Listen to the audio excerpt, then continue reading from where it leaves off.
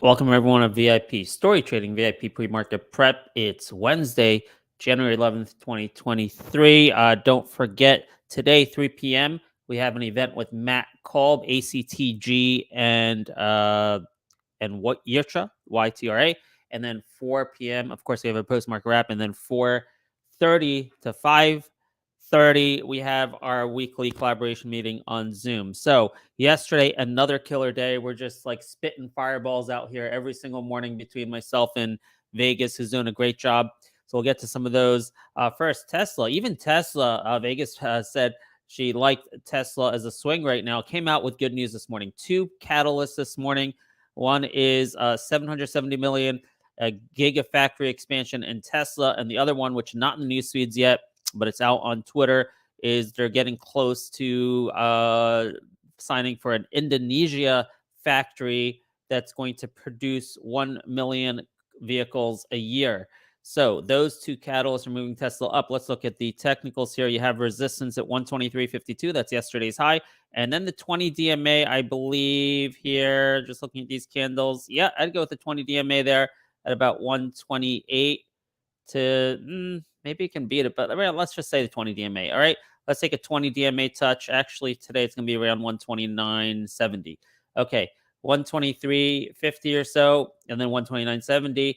If you believe this catalyst is significant enough to improve sentiment and take it to the technical resistance level. Don't forget, we have CPI tomorrow, so be careful of the risk you take going into CPI tomorrow. WWE, Vegas nailed this. We'll talk about this with her in more detail when she comes in, but it looks like there's a buyout rumor. There's reports. Let's just say there's reports that WWE is being bought by Saudi. And yesterday, as I was having that conversation with Vegas, I did note the article here saying in a buyout, they could get $105 a share. So we'll have to see where that ultimately comes in. Maybe there's a gap fill opportunity there.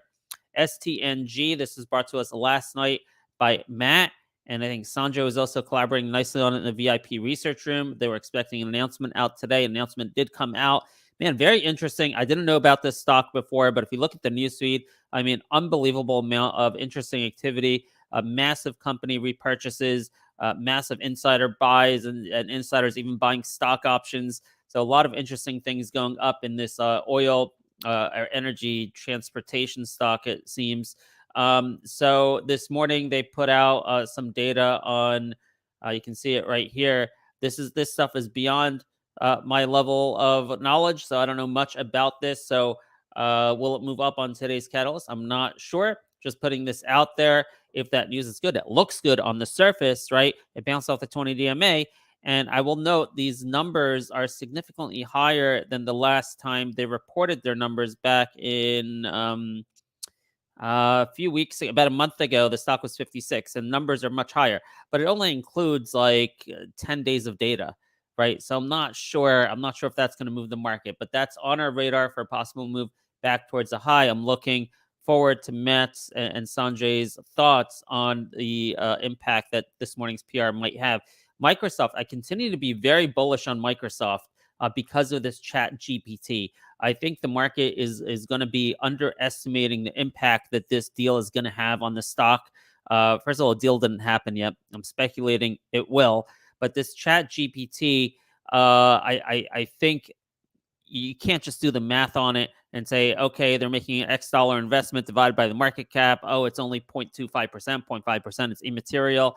I think there's going to be a huge sentiment premium here. I talked about this yesterday. And then this morning, we see an article from Dan Ives, right, saying that ChatGPT is a potential game changer for Microsoft. All right. So there's validation from a professional. If you don't believe me, I'm a professional, but someone, who has a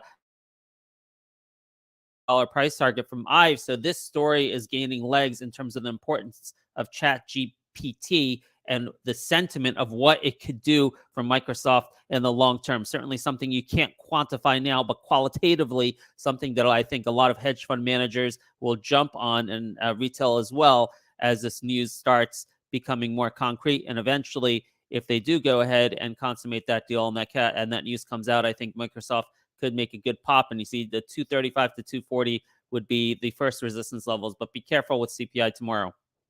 We'll point out TGB. Again, Matt has been on fire, has been on top of the timing of this and the China news and how this is good for copper. There was an article out this morning on, you can find it under FCX and Southern Copper as well, SCCO. Copper hit 7-month high on China reopening. So there's a whole China play.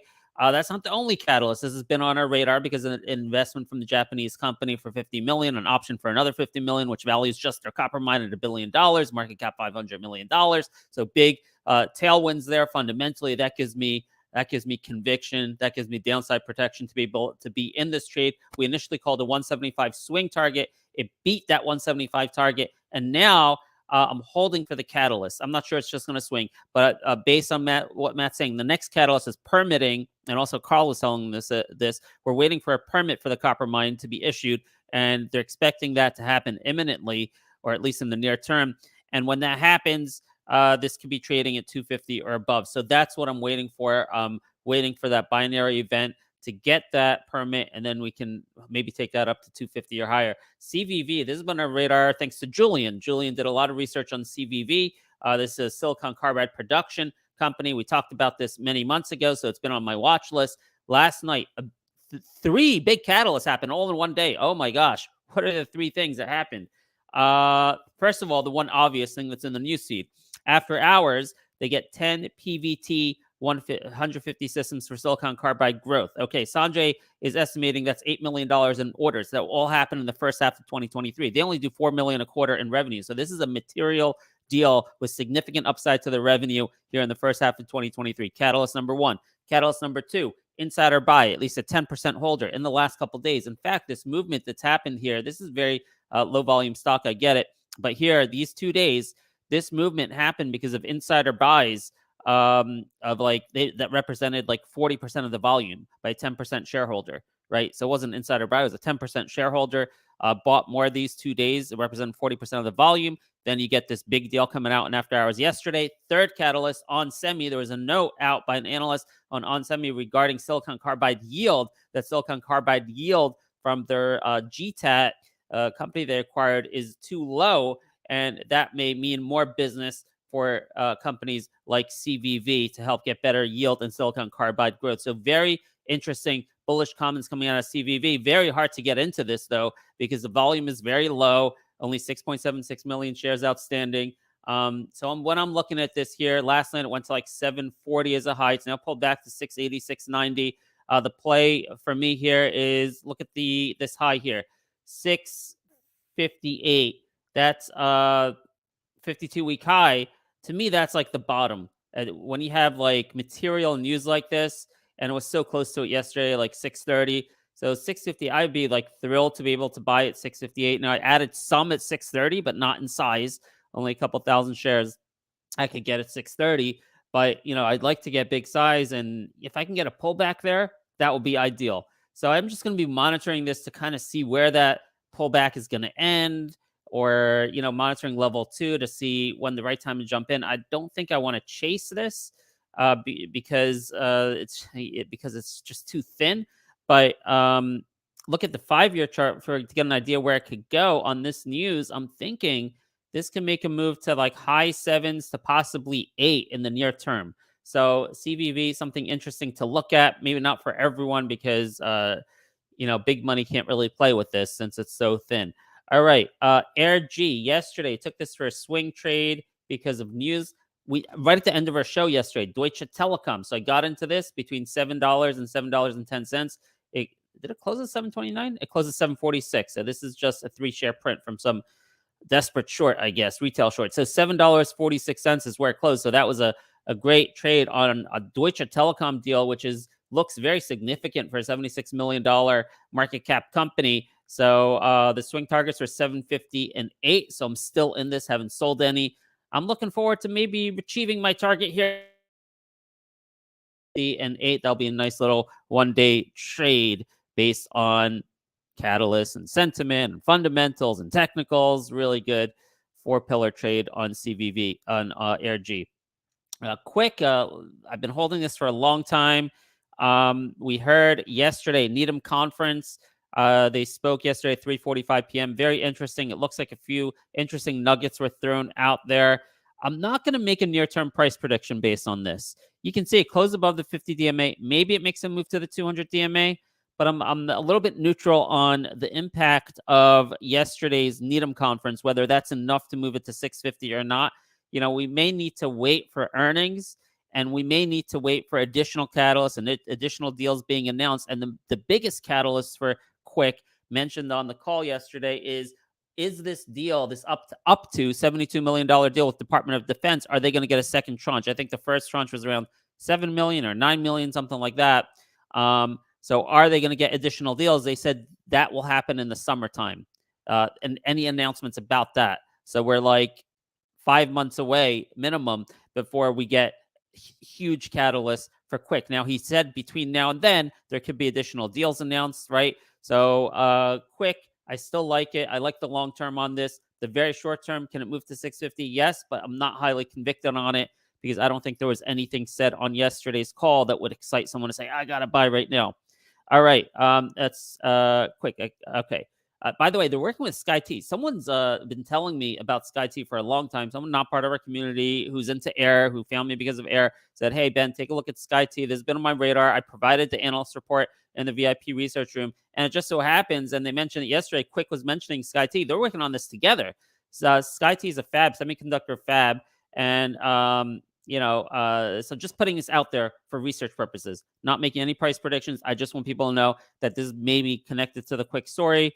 Again, someone who's been on top of AIR, made a lot of money on AIR with me, recognized in the semiconductor space, saying, hey, this is another good stock in the semiconductor space, SKYT. And I just want to DAIO, also in the semiconductor space, making its move towards the 200 DMA. We interviewed the CEO here. I have a long-term position in this. Again, not making any short-term price targets on that for today or predictions on that today. DermTech yesterday, huge winner for this. Called this at $2.22 yesterday, early in the morning when the thing rocketed to $2.50. I'm like, this can see $3 today. I only got in small size. I had a partial fill. I sold at $2.99 because I hit our $3 target. Now it's over $3.21. You can see that the next resistance levels on this are, where is it? $3.25, $3.40. I think I said yesterday. $3.40, then $4. Or is it $3.60, then $4? $3.40. Let's just call it $3.50 and then $4 are the two next resistance levels. I did a lot of research on DermTech yesterday to see if this is an inflection point for the company. And it may be the start of an inflection point. The two deals announced yet are not enough to take this company to profitability. But of course, if they continue to get momentum like this, so maybe we're seeing the signs of an inflection point. And if they keep on bringing these insurer deals, perhaps this can eventually break out of $6 and go back to its former excitement of, hey, this is the next Exact Scientist, which is what everyone's waiting for. That's the buzz on DermTech. Speaking of Exact Sciences, swing trade here. We got into this early and looking for low 60s initially, and then this can definitely go into the 70s or higher. We're just going to monitor this every day. You can see the 200 DMA up there at 84. Actually, let me change my 1-year chart to, it is on the daily. So where is my 200 DMA? Why is it showing up here? Something's wrong. Oh, that's the 1 week. Oh, that's the weekly moving average. My apologies. Okay, so not the daily. Wow, so we're about, bullish cross on Exact Scientist. 50-200 bullish cross.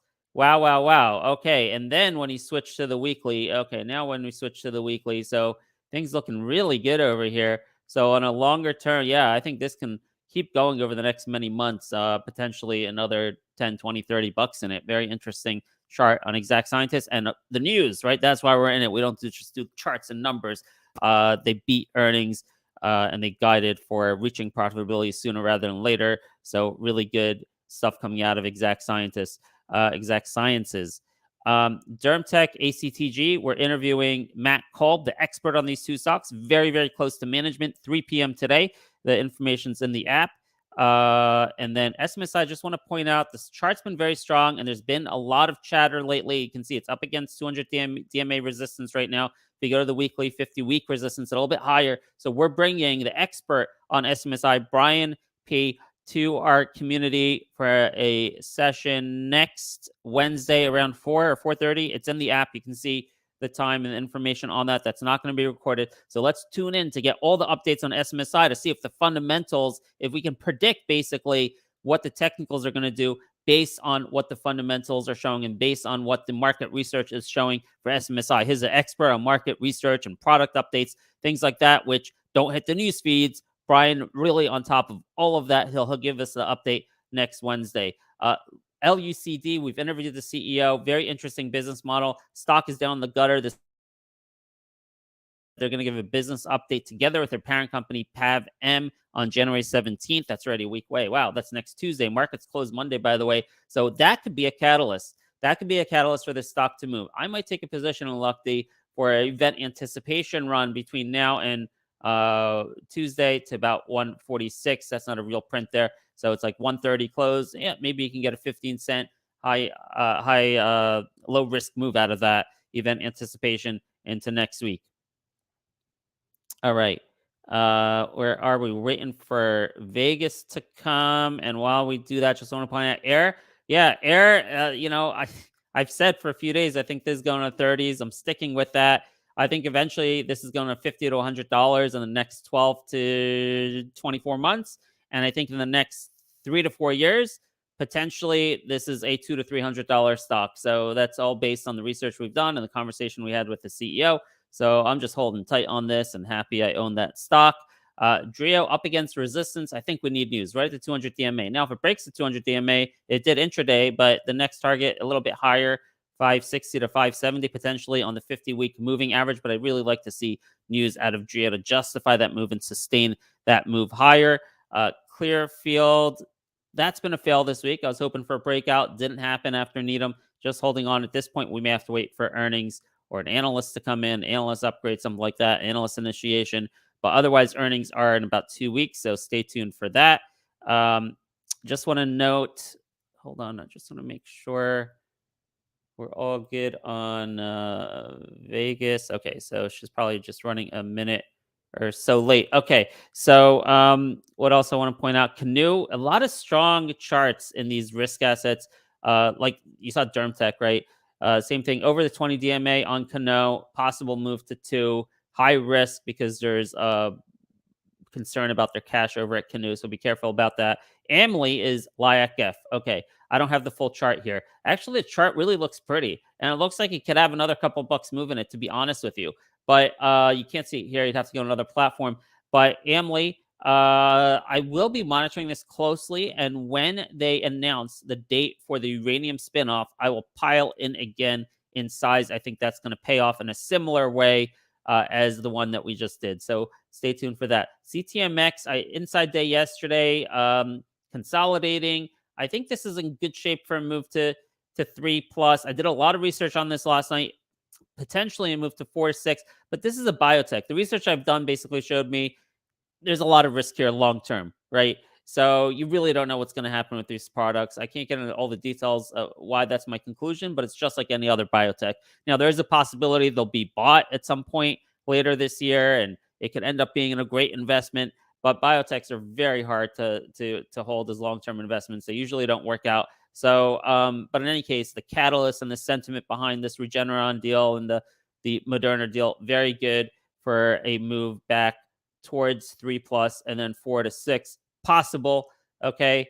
But certainly not a slam dunk with these high risk biotechs. We're also looking, there's a little bit of movement in talk. We're monitoring that. Oh, they're presenting. Can you believe the talk is presenting when? JP Morgan Health Conference tomorrow. Tomorrow at 11:15 PST, talk is presenting. And with that, we're going to switch on over to the next segment with Vegas. Vegas, good morning. Unbelievable. You had so many on-target calls yesterday. Yeah, what a great day we've had. And we're just on fire. So if everyone's listening to our show every morning, I mean, my gosh, you could just make some good money just listening to the commentary. And then obviously, do your own due diligence. But, we try to give really good quality setups to help everyone make money. So that's, you know, Absolutely. and trying to explain why we like the pick. Like I did explain my thoughts on WWE, the potential catalyst, and boom, we had news. So that was that was Yeah, that was that's the perfect, big thing. perfect That's the timing. big thing at story trading. We like to have a reason for the trade, not just technicals. He gave that to us yesterday. WWE, is there still an opportunity maybe on a gap fill here? I haven't seen confirmation of a deal. I've only seen reports that there are going to be sold to Saudi. You put something in the room that they were sold. I don't think that they have been sold yet. What do you think? Is there an opportunity still Uh here with WWE? Yeah, I think on WWE, I mean that was the news apparently, right? That the Saudi people are looking to, are they buying the company? Is that what they're doing? I guess they want to eventually There's reports delist that they're it. going to buy it. Yeah, a Yeah, Saudi so investment fund or something. yeah, so I see here that obviously Vince McMahon is back to the chairmanship of the WWE, and obviously he will be leading the board, but Nick Khan is going to be the CEO. And so Nick and Vince, they're going to work together with the board to review some strategic alternatives to maximize value for the shareholders. So, you know, we'll have to see, you know, how that plays out. So, you know, if you guys So remember, speculation about a deal. Technically, looking at this price mhm. action here, where do you think support is? Would you try again on this, or are you just taking your profits and running? What's your strategy here? No, I think there's room for this to head towards $100. So, I guess we'll wait and see. I definitely wouldn't want to see this go below. I mean, it's had a really nice trade, so I really wouldn't want to see this go below 86.46. Like on a, let me just see here. Sorry, not 86.46. I wouldn't want to see this go below, yeah, 83.84. So Wow, I would like to see it hold that level, for, that's you know, low. One day you'll have to that's talk to pretty me how low. you do this because I wouldn't want to. I'm looking at this. I'm like, I wouldn't want to see this go below yesterday's high of 89.50. So you're a lot more liberal than me. One day you got to teach us about that. But for me, if Yeah, I I saw try this not to going get below stocked out. yesterday's high with today's news, because today's news to me is something that should take the company up to a higher level in valuation. So if it's dropping below that, I'll be like, oh my gosh, the deal's not true, the report's not true, they're not going to be sold out. That's how I look Mhm. at it. You know what? Some people might say, you know what, some people might even do a little different. They say, you know what, I kind of like it to hold over $90. So maybe a lot of traders might say, you know what, my line in the sand's $90. Let me wait and see if it stays over 90, they'll still stay in the trade.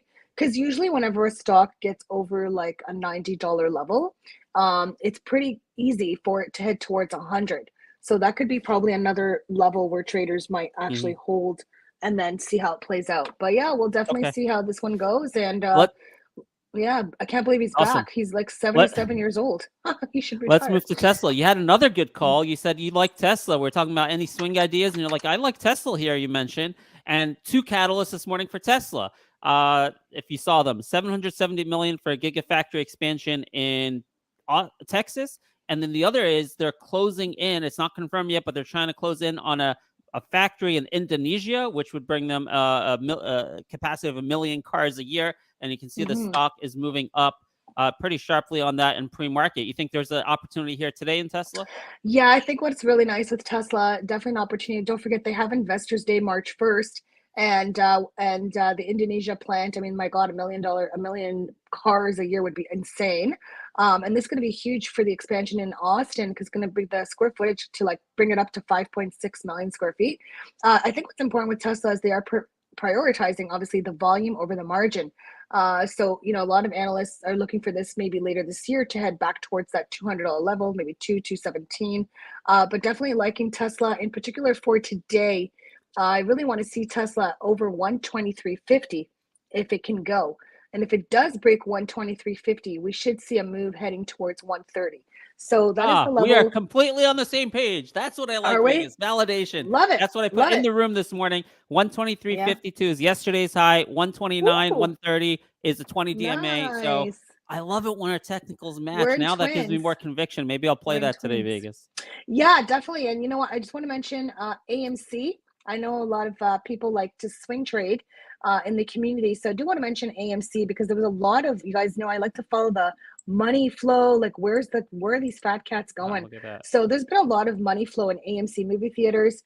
I think it's really important for the community to keep a watch on the level of 450. If the stock can break 450, a swing trade will be in play in my community. And we're looking for the stock to head towards 625.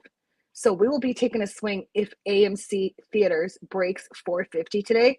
The stop loss, just so you guys know, the stop loss that I'm going to be looking at for AMC in particular is going to be under 350. So I'm not really giving it a lot of room, because if it breaks below 350, support's broken and it's going to go lower.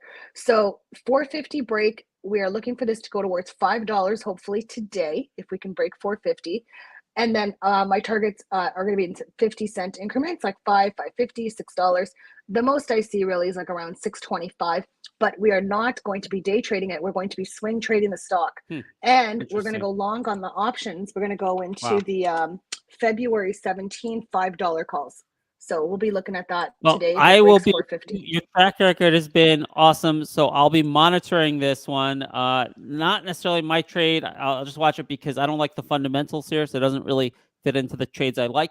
But we're going to be monitoring. You've been right so often that I wouldn't be surprised if you nailed that. Last one, you were also right. 3 for 3. You told me yesterday Microsoft doesn't look ready, but I still like this thesis based on ChatGPT. You can see the pre-market action looks great. And the analyst came out last night or this morning validating exactly what I was saying. It was Dan Ives coming out and saying ChatGPT could be a game changer for the company and put a price target of $230. No, not 230. We're at 230. Was it $290 on Microsoft? Yeah, 290. All right. So let me try again. Do you like the idea today? Listen, Microsoft is okay. I'm not in love with it right now. I do like trading it. I just figured, this has to I'd like to see it over 230.93, and then I think we'll see some action here. I mean, obviously, if it gets over 236.42, we'll see much more action. But if it can get over 230.93, which you probably can do that today, I think you'll see some action on Microsoft. So as long as it holds that level, the stock is attractive. So I mean, I don't know. I'm looking at this. I'm looking at this and thinking the sentiment of this potential ChatGPT deal was about to imminently spike this thing to 232 plus.